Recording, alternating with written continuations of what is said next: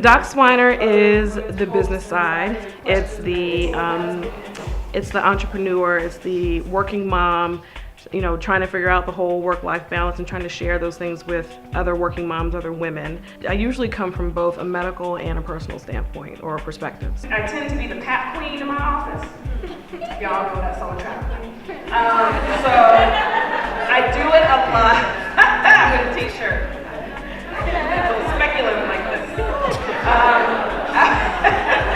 this. If people come to an event or come to a conference to hear me speak, usually they're ready to make some changes. I learned so much, and one thing I'm going to do is I'm going to do it afraid, I'm going to do it and not worry about fear, and I'm just going to make the best of my business and my family life. So thanks so much, Dr. Swiner, for having it. For me, as a woman who's always trying to do it all, sometimes you have to be reminded that you can be great, but you don't have to make so many sacrifices, personal sacrifices, in order to do that.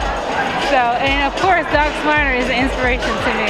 It was awesome. I hope this is something that DocSwiner does every single year. I feel empowered and pumped up to go home and write my plan and execute my goals. DocSwiner doesn't know any of us, but I feel like she cares about us and she wants all of us to go after our dreams just like she did. So sometimes you need that extra push. My niche is probably the working mom. Working moms have a particularly different struggle in terms of having to do what they know they need to do to succeed at work and then come home and provide for their families. I define the Superwoman complex as the false notion of a woman trying to be everything perfectly to everyone around her and then ultimately suffering the consequences for it. Okay, so do you take your own advice? I try my best. My husband, I love him, Mr. Swiner, tries his best to help keep me grounded and reminds me that, you need to sit down. You don't have to do that right now. Everything doesn't have to be perfect.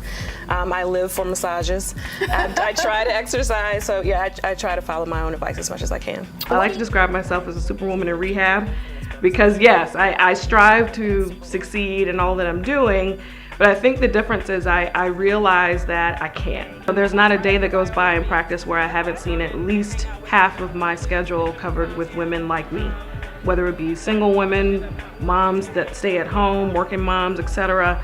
We all have these things that we have to do, we have to accomplish, we have to get done, but then we may not completely be happy, fulfilled, satisfied with, particularly on a personal level. I want to be more available to those who are getting a lot of false information on things. So there's a lot of stuff in the media, on the internet, on TV, that people come to me, as the doctor in clinic and say, well, I read this and I printed out this and I want to try this magical thing or this magical product, and it's absolutely unfounded. There's no evidence to back it up. So essentially what I'm doing is taking the message that I would give one-on-one to my patients or to my friends, my sisters, my loved ones, and just giving it to a broader group. I'm on this mission of joy to help give women the permission to take better care of themselves.